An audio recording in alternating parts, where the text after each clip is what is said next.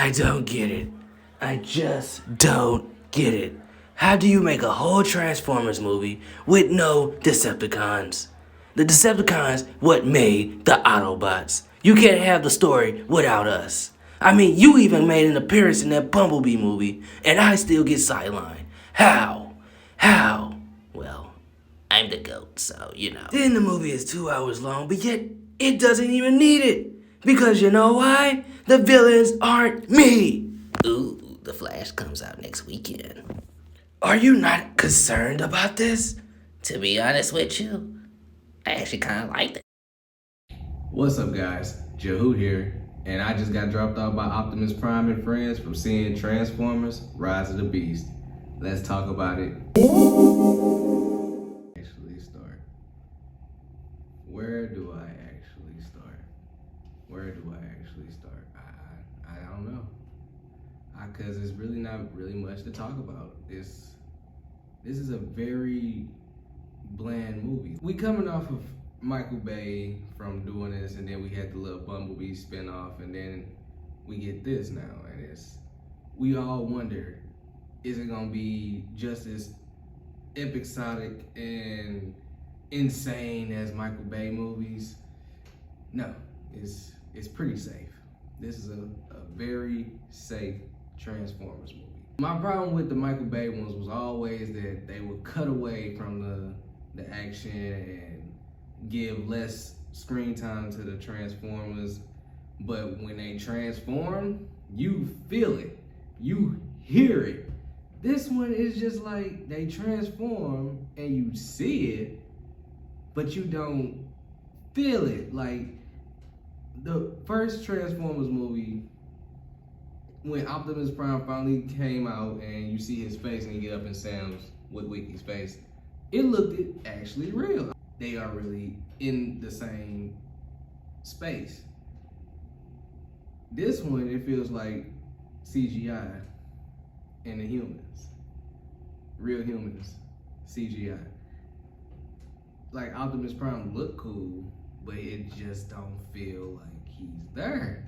And I don't know if it's because of the quality of these movies now, like y'all putting this high resolution, and the high resolution does not, like, it doesn't hold with the new aesthetics of the visual effects. Like the blend, like another thing about what's missing in this movie is the explosions. Like honestly, y'all can say what y'all want about Michael Bay and his Bayham when it comes to explosions, but that was really what really made the Transformers just like pop. Just because it's just like, it's so much chaos, and it's like, if you shooting cannons, I expect something to like them be blowing up. Like the pyro effects in there was just insane, and that was not in this because all of that was in CGI.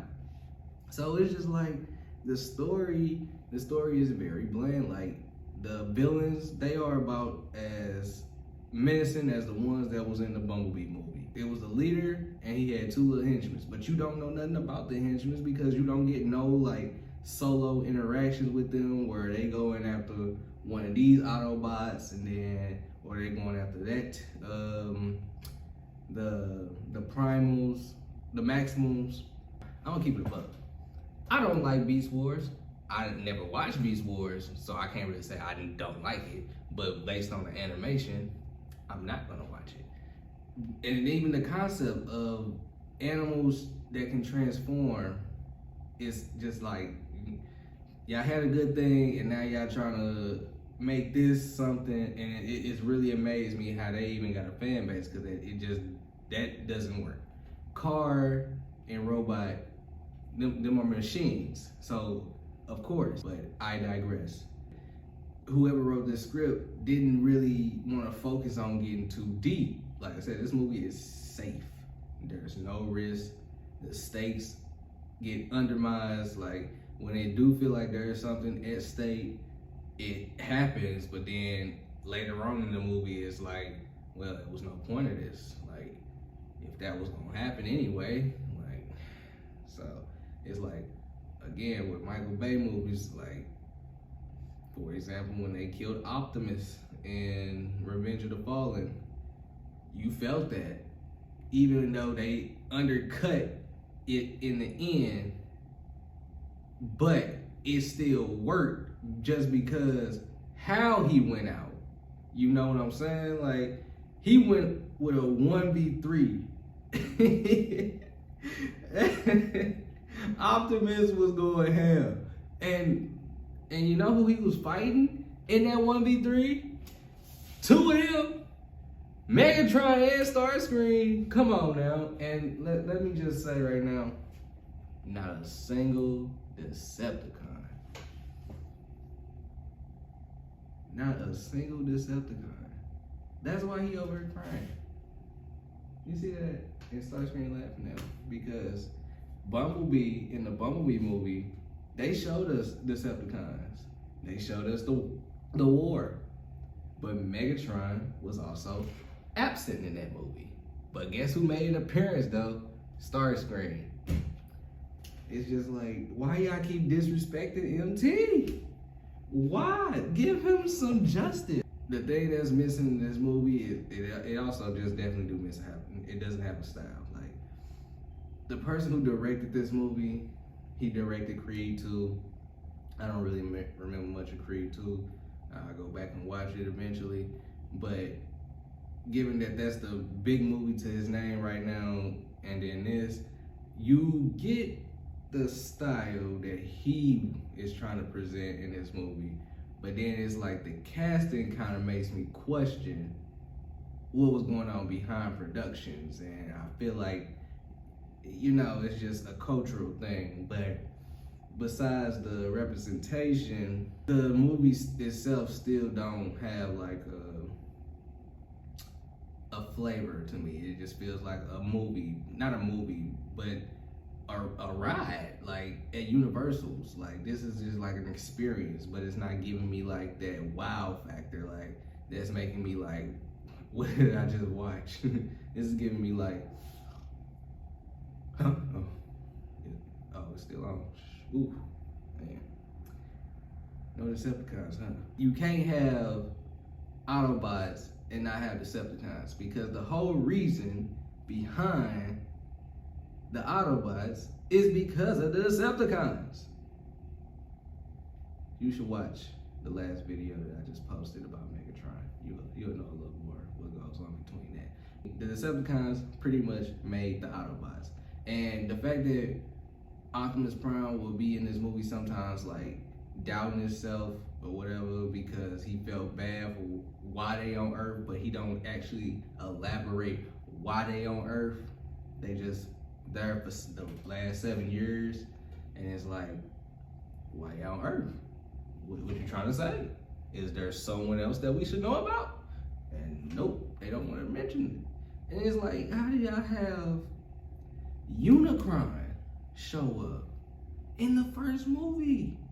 If this is supposed to be like some type of reboot, why is the big baddie that's bigger than Megatron that eats fucking planets in the first movie?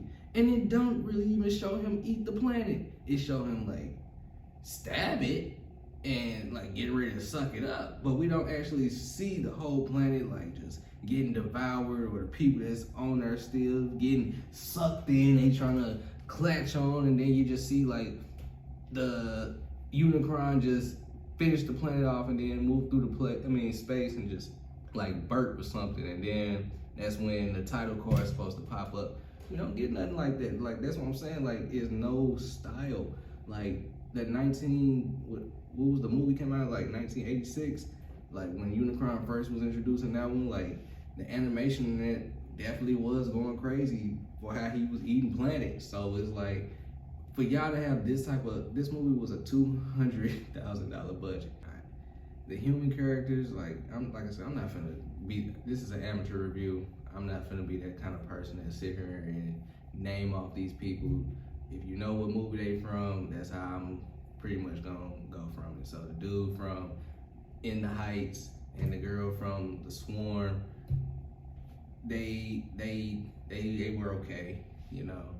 I feel like anybody could have played the girl, honestly, because she was just there for exposition. The dude, like I said, I feel like there was a typecast just because the person who was directing the movie and, you know, representation and what's gonna sell, you know. But that's beside the point. Politics to the side. But yeah, there was nothing. Let's talk about the Autobots, I guess I could say. Optimus Prime, they kind of nerfed him a little bit. He went badass in the last act of the movie, but pretty much all the Autobots were getting their ass kicked. Like, honestly, looking at this team, they was all weak. Like, if the Decepticons was in this movie, I would honestly be scared for the Autobots. Like, I would be questioning, like, how the fuck are y'all gonna win? Cause like, y'all don't have no ruthless people on the team right now. Like Michael Bay movies and like when it's like chase scenes or stuff like that, and they like to rev up the intensity, you just start shouting and, you know, and start arguing with each other. That's what kind of builds up the tension. It works, yeah. It's like annoying, but it works. Cause like, again, with that missing in this movie, nothing really is just like exploding in your face and like loud, and it's just like, what is going on, and shaking, making your head shake. This movie is just stiff. Like, they keep even the camera quality, like I said, I'm looking at this like it just feels bland. Like, they kept majority of the movie like how I got this video is like on a tripod. They may move the camera a little bit here and there, but it ain't like no droid action going on where they getting sky view. And again, like I respect that they trying to make the characters look as accurate as possible. I'm a stickler for the original, but I need flavor. The director even said that he had like inputs on, I guess, the robots design. So given that this movie is supposed to be taking place in 1994, they got a character, one of the Autobots' name is Wheeljack. Wheeljack don't look like what he was in the Bumblebee movie, nor do he look like how he is supposed to be in any depiction in this movie. This was clearly a joke. Ain't no fucking way this man said, yeah, I like that design. Let's make him look like Steve Urkel. And it made me have to look my phone up because I'm thinking to myself, when did Family Matter come out? And it came out in 1989, but that's still, it ran for what, 9 seasons?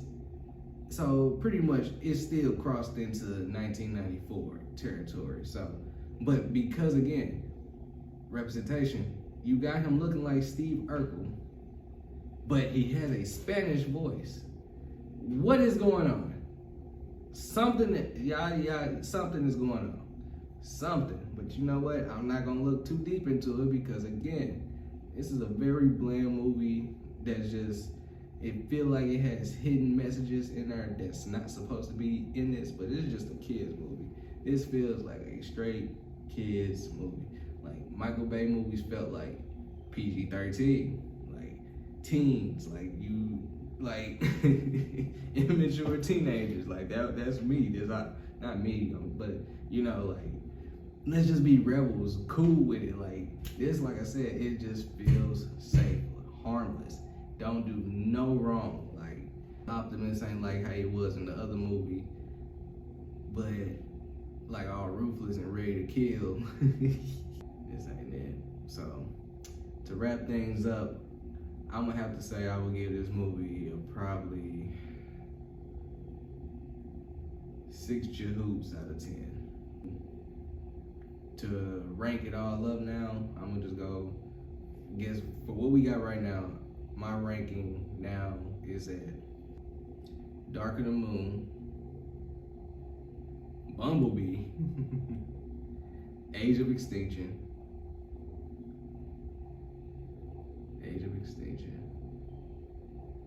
the first Transformers, Revenge of the Fallen. This one, and The Last Night. Yep, it's better than The Last Night. Way better than The Last Night.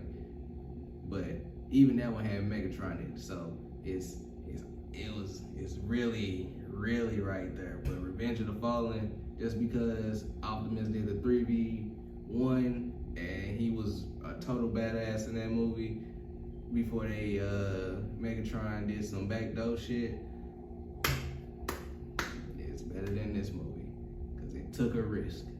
That movie took a risk. This movie played it safe.